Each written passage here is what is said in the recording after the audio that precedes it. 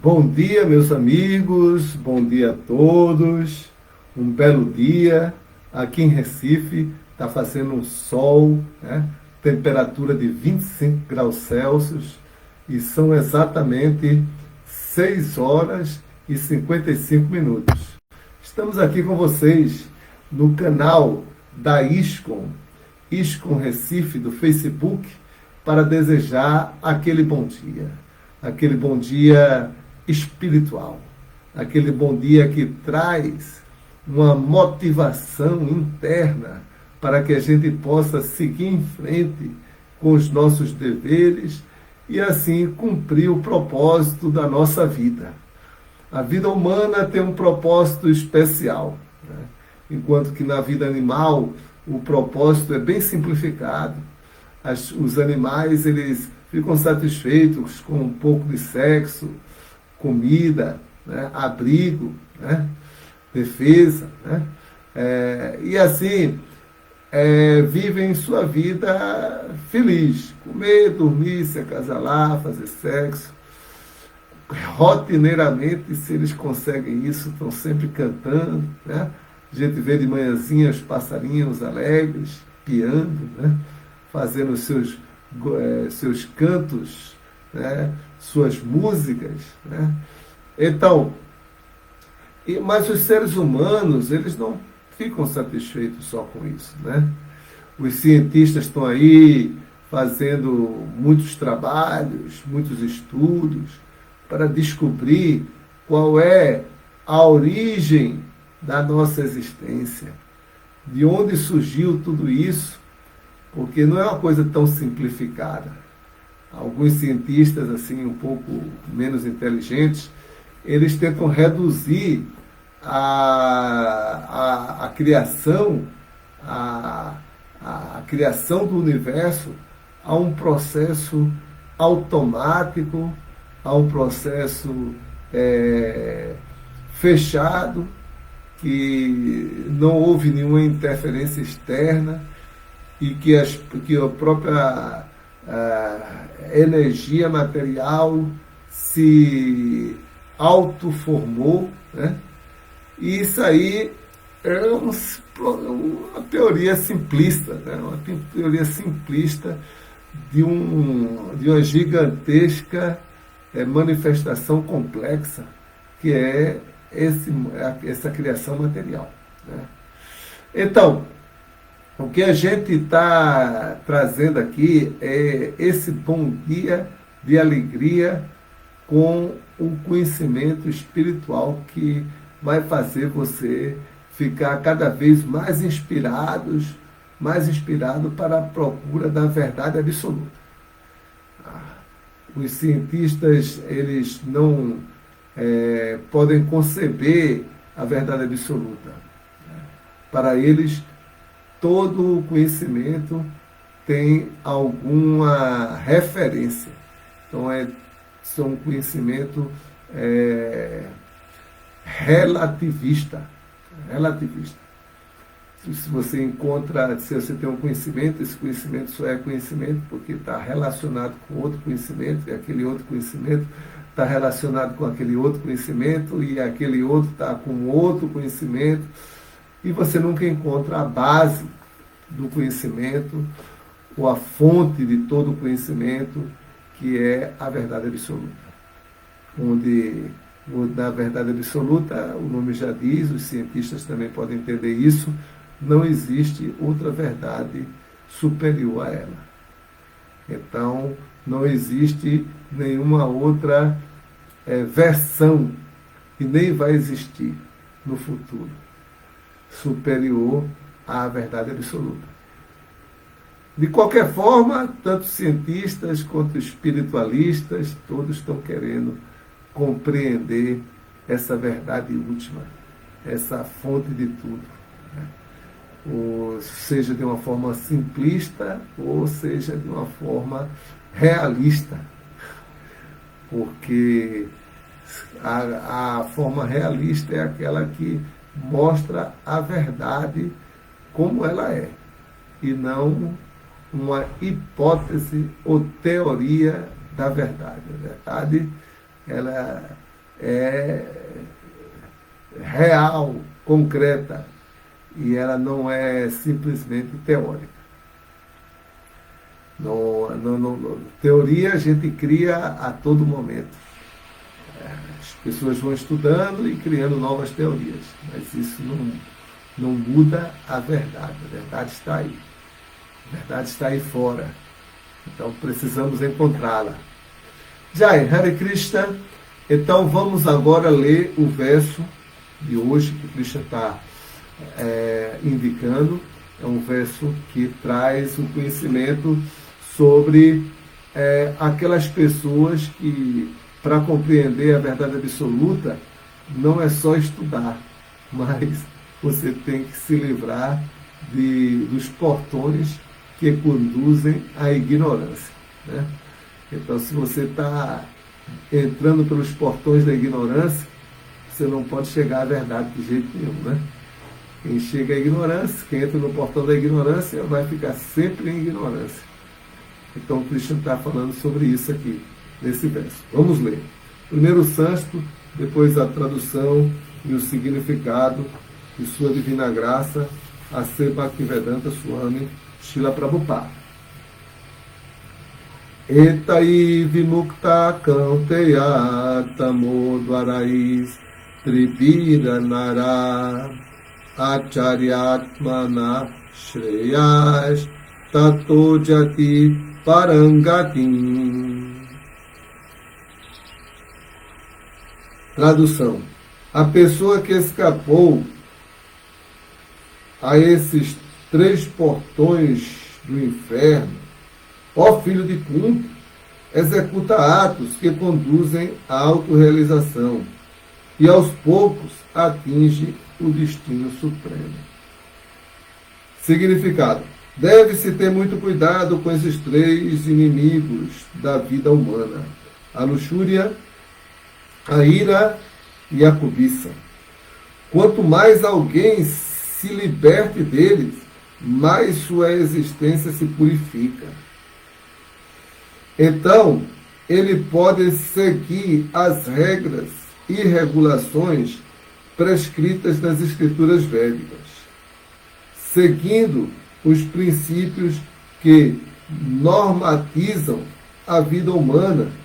Essa pessoa, aos poucos, se eleva à plataforma da realização espiritual.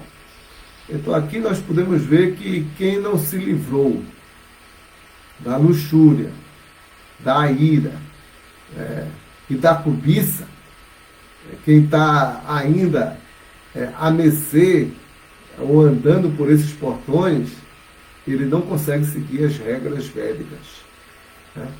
Não consegue cantar o santo nome, não consegue se associar com os devotos e ter uma vida pacífica, não consegue. Todo aprendizado, ele depende da pessoa estar no modo da bondade. Se você não está no modo da bondade, você não consegue aprender. E quem está atado pela luxúria, pela ira e pela paixão, essa pessoa está, pela cobiça, né? Essa pessoa está atada aos modos da natureza material, da paixão e da ignorância. E nesses modos materiais de paixão e ignorância, a pessoa não adquire conhecimento. O conhecimento é muito difícil de ser alcançado. Se ela for afortunada o bastante para, por tal prática, elevar-se à plataforma da consciência de Krishna, o sucesso lhe está garantido. Então, se a pessoa consegue se elevar acima da luxúria, da ira e da cobiça, então ela vai poder se ocupar em serviço devocional.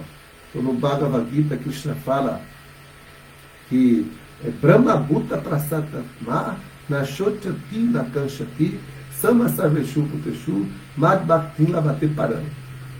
Que quando a pessoa alcança o estágio de Brahma Bhuta, livrando-se da lamentação, e dos desejos, ela atinge a plataforma do serviço devocional. Mad Bhaktin Labate Param. E aqui Srila Prabhupada está falando a mesma coisa. Né? Ele está dizendo que aqueles que se livraram da luxúria, da cobiça, da ira, então eles vão estar na plataforma de Brahma Bhuta e aí vão poder se ocupar em serviço devocional e alcançar o destino supremo. Continuando. Na literatura védica ensinam-se as implicações da ação e da reação para capacitá-lo a atingir a fase de purificação. Então os Vedas têm muitas regras e regulações que tratam das atividades, da ocupação de cada um e dos seus deveres, e isso tem a finalidade de purificar a mente para atingir a plataforma da liberação. Todo método baseia-se em abandonar os desejos hedonistas, a cobiça e a ira. Cultivando o conhecimento deste processo, o devoto pode se elevar à posição mais excelsa, a autorrealização. Esta autorrealização é aperfeiçoada com o serviço devocional. Neste serviço devocional, a alma condicionada está com sua liberação garantida. Então, só a purificação, só o estágio Brahma Bhuta não é suficiente. Chegando no estágio Brahma Bhuta, aí deve haver um cultivo de vida espiritual. Portanto, segundo o processo védico, estão instituídas as 4 ordens de vida e os 4 estados de vida, chamados sistematicamente de castas e sistemas de ordem espiritual. Há diferentes regras e regulações para as diferentes castas ou divisões da sociedade. E, se alguém é capaz de segui-las, automaticamente se eleva à plataforma mais alta de percepção espiritual. Então, os Vedas, eles dividem a sociedade em 4 classes espirituais e 4 classes sociais. As classes espirituais são Brahmachari, fase inicial da vida, fase de estudante, onde a pessoa pratica o celibato e a prática do conhecimento. Depois Grihastha, é a fase em que a pessoa já está madura e entra na fase de casado, chefe de família. E aí ele adquire certas responsabilidades e a sua principal função é a caridade. Ele tem desenvolvimento econômico e ele pratica a caridade. Depois da fase madura, entrando na velhice, mais ou menos aos 50, 60 anos, quando os filhos já estão crescidos, aí ele retoma o conhecimento espiritual da fase de Brahmachari, pela associação com os devotos, pela associação com pessoas renunciadas, e começa a renunciar todas aquelas coisas que ele adquiriu durante a vida. Não de uma hora para outra, mas gradualmente. E quando ele estiver assim, maduro e completamente renunciado, aí ele pode se dedicar completamente à consciência de Krishna, que é a última fase, que é a fase de Sannyasa. Então, a fase de Vanaprastha, ele, embora viva com a família, ele vive de uma maneira muito simples e já abandonando as suas posses materiais, simplificando a vida, vivendo de uma maneira simples. Aí depois ele renuncia completamente. Essa é a prescrição védica. Aí depois tem as divisões sociais, que é para o trabalho.